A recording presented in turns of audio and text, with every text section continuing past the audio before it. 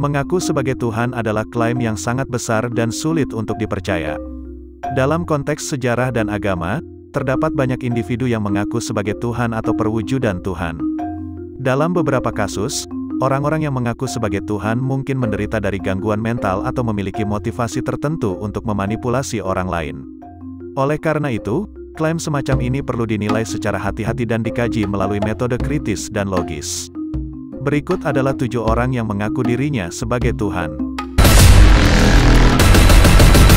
Lia Eden, juga dikenal sebagai Lia Aminuddin atau Lia Marliana Liau, adalah seorang tokoh agama Indonesia yang mendirikan gerakan religius yang dikenal sebagai Kerajaan Salomo. Dia mengklaim dirinya sebagai perwujudan dari Bunda Lia, seorang sosok yang dianggap sebagai Bunda Bapa, atau Ibu Pertiwi, yang menguasai segala sesuatu di dunia ini. Lia Eden memulai gerakan tersebut pada tahun 1994 dan memperoleh sejumlah pengikut yang mempercayai klaimnya. Dia menyebarkan ajaran-ajaran yang menggabungkan elemen dari berbagai agama, termasuk Islam, Kristen, dan Hindu. Ajaran-ajarannya juga melibatkan ide-ide yang tidak lazim seperti keyakinan pada reinkarnasi dan adanya peradaban di luar angkasa. Namun, gerakan Lia Eden juga mendapat banyak kritik dan kontroversi. Pada tahun 2006, Lia Eden dan beberapa pengikutnya ditangkap oleh pihak berwenang Indonesia karena dituduh melanggar hukum dan menghasut kebencian agama. Dia diadili dan dipenjara, meskipun beberapa pengikutnya masih mempertahankan kepercayaan pada ajarannya. Inri Cristo, yang juga dikenal sebagai Alvaro Teis atau Alvaro de Souza, adalah seorang tokoh kontroversial yang mengklaim sebagai perwujudan Yesus Kristus.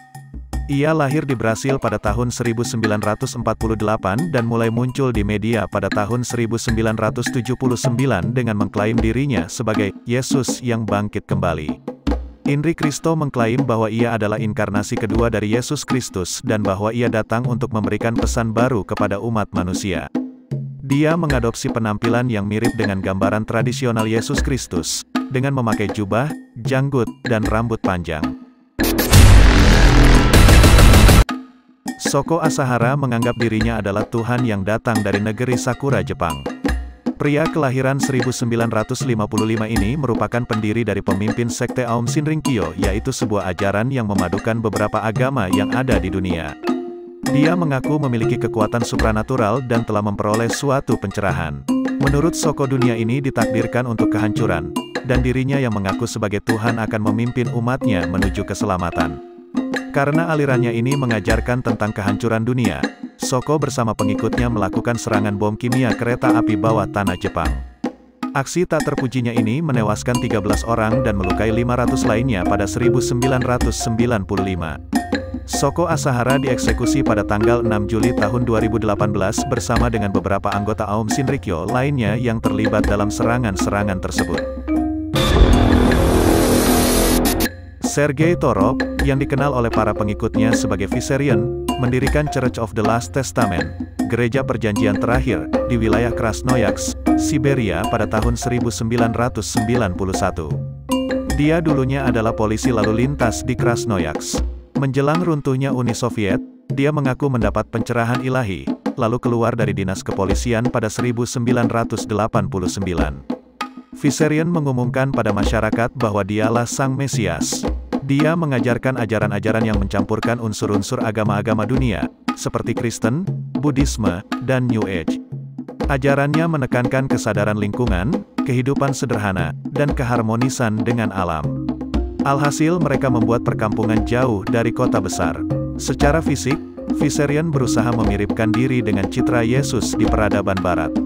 Dia selalu menjaga cambang, senantiasa gondrong, serta saat berkeliling perkampungan kultusnya jarang sekali memakai busana selain tunik putih. Jim Jones, pendiri sekte People's Temple, mengklaim dirinya sebagai perwujudan Tuhan. Jones menganggap dirinya sebagai Bapa Surgawi, atau Bapa Allah, yang menguasai kehidupan dan takdir pengikutnya. Dia memanipulasi pengikutnya dan mengajarkan mereka untuk menyembah dirinya sebagai otoritas ilahi. Jones membangun kultus pribadinya dengan menggunakan kekuasaan dan kontrol yang kuat atas pengikutnya. Dia memanfaatkan keyakinan agama untuk memanipulasi dan mengendalikan mereka, mempraktekkan pengaruh yang kuat dan mengabaikan kebebasan individu. Pada tahun 1978, Jones memerintahkan pengikutnya untuk melakukan tindakan bunuh diri massal di Johnstown, Guyana. Lebih dari 900 orang, termasuk anak-anak, tewas dalam insiden tersebut. Klaim Jones sebagai Tuhan dan pengaruh yang ia miliki atas pengikutnya merupakan faktor penting dalam tragedi tersebut. Arifin Mohamad berasal dari Malaysia dan dibesarkan sebagai seorang Muslim. Pada awal tahun 1970-an, saat berumur 30 tahun, dia mendapatkan pewahyuan, ketika dia dalam keadaan sakit pada umur 10 tahun. Rupanya, malaikat mengunjunginya dan memberitahunya tentang identitas aslinya, bahwa dia adalah Tuhan, atau Raja Langit sebagaimana dia suka dipanggil. Pada tahun 2005, Arifin atau Ayapin yang berusia 62 tahun meninggalkan Islam dan mengaku bahwa dia bukan hanya sebagai reinkarnasi Yesus, dia juga Muhammad, Buddha, Siwa, serta Tuhan tertinggi dari semua agama. Sektenya yang disebut The Sky Kingdom memiliki benda suci yang tidak biasa termasuk teko dan vas raksasa di kompleks markas mereka. Markas tersebut kemudian dihancurkan oleh pemerintah Malaysia dan para pengikutnya yang tidak ditangkap tercerai-berai. Marshall Applewhite mendirikan kelompok yang dikenal sebagai Heaven's Gate, Gerbang Surga. Gerakan ini terkenal karena insiden bunuh diri massal yang terjadi pada tahun 1997.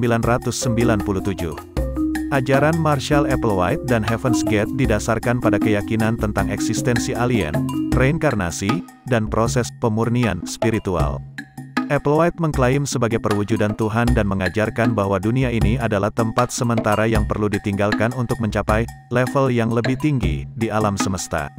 Applewhite meyakinkan pengikutnya bahwa mereka harus melepaskan ikatan dengan dunia material dan menyiapkan diri untuk meninggalkan tubuh fisik mereka melalui bunuh diri yang disebut pemindahan. Pada Maret tahun 1997, 39 anggota Heaven's Gate ditemukan tewas di sebuah rumah di California dalam apa yang dianggap sebagai aksi bunuh diri kolektif. Mereka percaya bahwa mereka akan diangkut ke pesawat ruang angkasa oleh alien dan melanjutkan perjalanan spiritual mereka di alam semesta. Demikianlah ketujuh orang yang mengaku dirinya sebagai Tuhan. Menurut kamu, apakah klaim mereka itu sebatas halusinasi, atau merupakan fakta? Berikan pendapatmu di kolom komentar ya.